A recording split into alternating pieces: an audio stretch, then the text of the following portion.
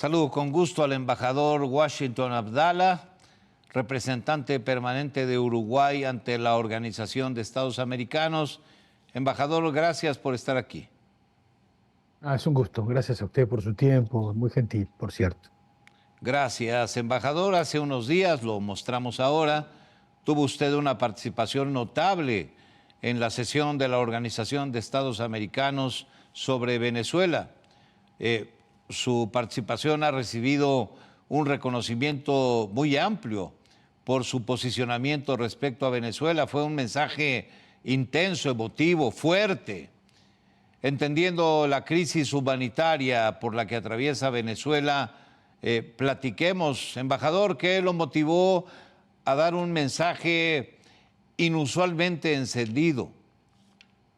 En general, yo soy una persona bastante pasional y puede ser que eso tenga que ver con el temperamento de uno. Y lo segundo es que la situación amerita. Uno se ubica en un contexto y el contexto define las narrativas.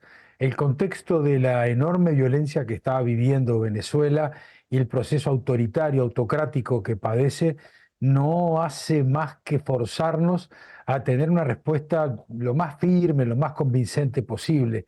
A veces se logran encontrar las palabras, otras veces es un ejercicio donde cuesta mucho, pero la realidad es que cualquier otra respuesta, si hubiera tenido una entidad diplomática baja o decibeles de poco volumen, no hubiera estado, en mi interpretación, a la altura de una circunstancia que es muy grave. Mis palabras no importan nada. Lo único que importa es la dramática situación que vive un país que está en una encerrona, en un proceso tiránico despótico y que en realidad lo que hay que hacer es tratar de ponernos todos del lado de lo correcto. Pasa que eso que parece tan simple decirlo, ponernos todos del lado de lo correcto, a algunos les cuesta más porque tienen matices, porque tienen interpretaciones, porque tienen versiones distintas. Y bueno, probablemente por allí es donde tengamos versiones de interpretación distinta o líneas de actuación distintas. Embajador, si entiendo bien, la esencia de su mensaje es Venezuela, los derechos humanos en Venezuela, las libertades en Venezuela. ¿Qué tenemos que hacer por Venezuela?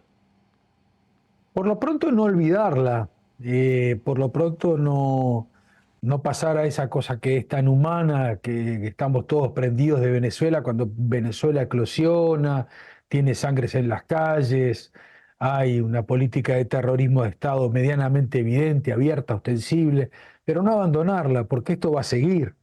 Este proceso de endurecimiento de la tiranía no es un tema que no hayamos conocido. Es verdad que ahora es incremental y que está en una fase, no sé si alienante, pero de un grado de complicación descomunal.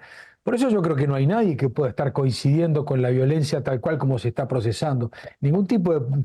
A ver, una definición de Max Weber histórica es: el Estado es quien tiene el monopolio del uso de la violencia legítima y legal. Y cuando le dispensamos al Estado el monopolio del uso de la violencia legítima y legal, es porque partimos de la base que hay una institucionalidad, un proceso democrático donde a ese Estado lo investimos, le damos, lo validamos de la autoridad mediante el voto. Acá no hay nada de eso. Acá no hay voto por parte de esta gente que los ha perdido todos o ha tenido una parte muy mínima.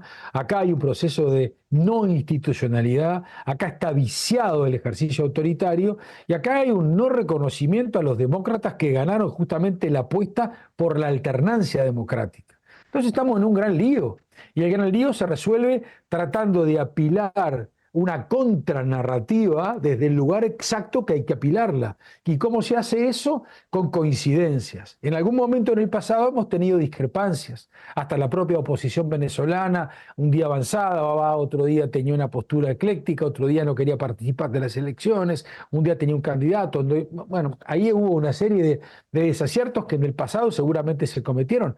Nada de eso pasó ahora en el presente con Edmundo González Urrutia, y don Edmundo encabeza una forja que es la forja de María Corina Machado. La proscripta fue María Corina Machado, luego no recuerdo el nombre de la señora, la segunda señora que proscriben, y luego es Edmundo que presta su bonomía, su caballerosidad y toda su personalidad para estar en una gesta en donde en realidad no estaba, es una especie de convidado de piedra.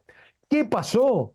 Que probablemente el régimen no creyó que Don Edmundo tuviera la posibilidad de encarnar una chance de resultado y de éxito, y de un día para el otro se encontraron con que todo ese volumen ciudadano en realidad les estaba diciendo que sí a Edmundo y que sí a María Corina y que no a ellos. Entonces ahora están en una encerrona donde no saben cómo salir y no tienen un mecanismo. Por eso lo del Tribunal Supremo no tiene ninguna novedad. Probablemente la única manera de salir es para adelante, coincidiendo, cuidando mucho a la gente, vuelvo a repetir, cuidando mucho a la gente, porque lo fácil es la irresponsabilidad, convocar a la ciudadanía a las calles locamente. Y bueno, pero hay una represión que está fuera de foco, ¿no? Que está completamente descontrolada. No le voy a explicar a usted lo que es el helicoide y lo que son las marcaciones en las calles y la operación Tuntún. Nada de esto es un invento. Es el informe de la Comisión Interamericana de Derechos Humanos. Yo nunca había leído algo tan impactante, donde en realidad habla de prácticas autoritarias, habla de un patrón sistemático de violaciones a la libertad personal, de una política de terrorismo de Estado, habla de anulación de pasaportes, al menos de no sé cuántas personas. Estamos en el peor de los momentos de un país hermano como es Venezuela, que está siendo castigado por un flagelo que está fuera de control. Y esto lo tenemos que saber todos los hermanos del continente, porque esto que le pasa a Venezuela es lo que no le puede pasar a nadie más. Ya bastante tenemos con la sangría histórica que está instalada en Cuba y Nicaragua, como para no poder alentar la esperanza de una recuperación democrática en Venezuela, cuando el pueblo salió a la calle, votó libremente, votó democráticamente e hizo un gigantesco sacrificio. No validarle eso al pueblo venezolano, a mí me parece un acto insano. Mi presidente tiene una expresión fantástica. Hace pocos días la dice, mi presidente tiene esa capacidad de tener expresiones muy sintéticas, muy claras. Dice, es raro que alguien que quiera representar a su propio pueblo le haga daño a su propio pueblo o esté contra su propio pueblo. Y bueno, eso en alguna medida habla de quien pretende tener ese grado de representación, que no la tiene, por supuesto. Lo escucho, embajador, y pienso en el gran liderazgo de María Corina Machado, en el compromiso de Edmundo González Urrutia, encomiable, asumiendo la posibilidad de ser candidato con todo ese respaldo que el liderazgo de María Corina Machado le ha dado. Y también pienso con tristeza en la forma en que se comporta el gobierno de Maduro. Y esto me lleva a preguntarle lo siguiente, embajador, ante todo esto que describe, ¿cómo está respondiendo la región ante la crisis política de Venezuela? Yo soy más optimista porque hace una semana y pico atrás la OEA tuvo una sesión y hasta el propio representante Nichols del Departamento de Estado, que es un funcionario jerárquico, estaba allí presente y no se obtuvo la mayoría operativa. O sea, la OEA, que se supone que está tan fiel y seguidora a los Estados Unidos, parece que ese día no obtuvo ninguna secuencialidad, ninguna fidelidad, y realmente pasó eso. Hubo 17 votos. Pasó que luego la situación siguió incremental, la situación siguió avanzando en Venezuela, la gente levantó su tono y estuvo más activa en las calles. Por eso yo siempre digo que los procesos de redemocratización, de recuperación democrática, se ubican en principio en el país receptor. Y ahí es lo que ha pasado, María Corina haciendo movilizaciones absolutamente descomunales. Pero todo eso va secuenciando un tiempo donde luego se hace la reunión entonces en Santo Domingo con presidentes y con cancilleres, y en simultáneo la reunión de la OEA. Que yo le confieso, hubiera preferido que no hubiera sido en simultáneo, porque para los embajadores que estamos ubicados en un rango obviamente inferior a ministros y presidentes como corresponde, porque la legitimidad la tienen ellos, bueno, dije, quizás lo mejor es que haya una decisión en Santo Domingo y a posteriori una decisión en la OEA. Yo creo que influyó todo. Se fue dando la movilización ciudadana en Venezuela, se fue dando el reclamo, se fue dando la reunión de Santo Domingo y se fue dando que acá, en la OEA, había de alguna manera un grado de concientización mayor. Ya llega un punto donde tampoco se puede negar lo obvio. O sea, negar la solicitud de la verificación de las actas es un acto insano. No es sano eso, francamente. O sea, para cualquier demócrata plantear, mire, certifíqueme como considera usted que ganó, es lo elemental. Yo soy abogado los abogados cuando vamos a un juicio, lo único con lo que nos podemos sostener es con la prueba. El argumento central es la prueba. Usted presenta la prueba y luego hace gala de la misma. Y es desde la prueba donde usted eventualmente tiene la chance de ganar o no una movida, un juicio. Bueno, acá la prueba la tenemos nosotros, los que sostenemos que efectivamente ganó la oposición. Pero no porque la buscamos, sino porque nos la suministra justamente estos movimientos ciudadanos, estas copias de actas, estos códigos QR, estos mecanismos electrónicos que no permiten falsearla.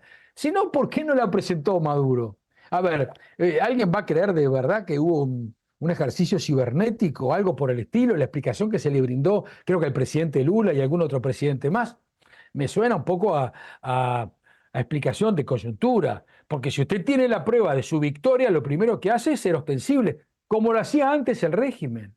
En algunas elecciones, y es cierto que ganaron elecciones con el periodo de Chávez, mostraban la prueba certificada y mostraban, mire, acá en tal circuito esto, en tal circuito lo otro. Acá no tienen eso, no lo obtuvieron y toda la prueba que está lindando el 70-80% va a contrario sensu de lo que ellos están argumentando.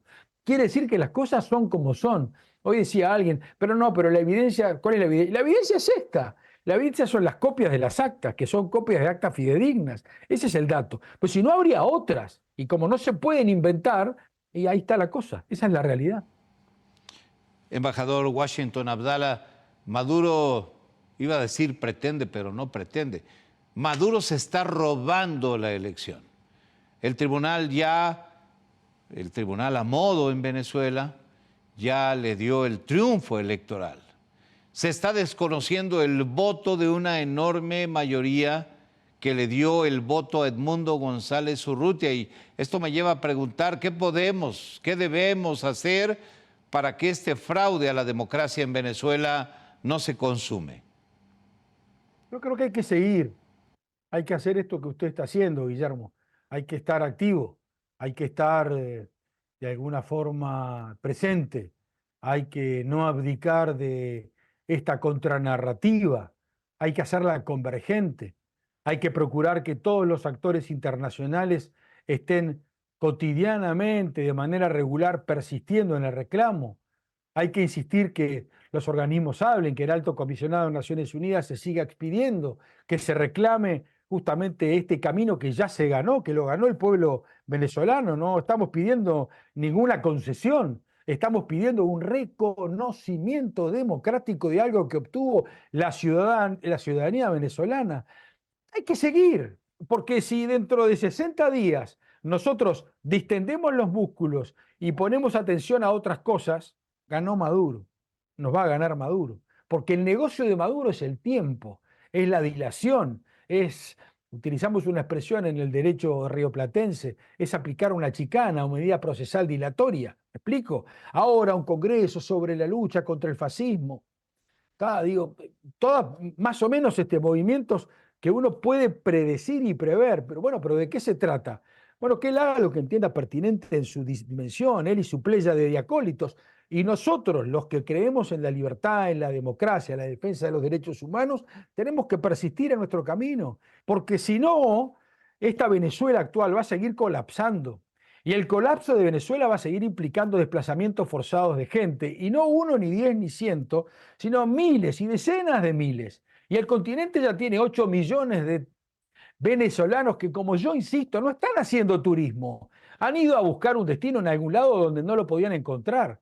Y entonces esto va a seguir siendo incremental. Así que por las buenas, por inteligencia, también es lo correcto, pero por las malas, por el que crea que por conveniencia, bueno, piénselo por el camino que sea, pero todo confluye hacia Roma. Los caminos todos terminan en Roma. Roma es tratar de proteger la democracia que está tratando de emerger en Venezuela y que ahora tiene un jalón, que tiene un disparador, que tiene un momento de legitimación, como dijera Max Weber. Hay un jalón democrático que permite justamente catapultar un reconocimiento de un gobierno que está en ciernes. Bueno, estos meses hay que trabajar para que ese proceso se vaya dando de manera inteligente, gradual. Tengo claro que no es fácil sacar un dictador, pero tengo claro que no es fácil tampoco negarle a un demócrata el reconocimiento que obtuvo. En la opción, ¿dónde se para usted? Yo me paro en la primera. es la de reconocerle al demócrata el resultado que obtuvo. Luego, si tengo que resistir, vemos cómo vamos resistiendo, pero el camino está claro, la persistencia está clara, la militancia. A ver, objetividad, sí, imparcialidad, ninguna. Objetividad ante los hechos, toda. Imparcialidad, cero. Hay que estar en el camino de la defensa de lo correcto. Si alguien cree que la neutralidad es un buen negocio en este momento, va a terminar en el peor infierno del Dante, en el peor círculo donde terminaban los neutrales. No es ese el lugar donde hay que ir. Hay que ir al lugar donde la gente hace las cosas correctamente. Con esto nos quedamos, embajador Washington Abdala, representante permanente del Uruguay ante la Organización de Estados Americanos. Gracias por estar aquí. Te mando un abrazo grande, gigante. Gracias.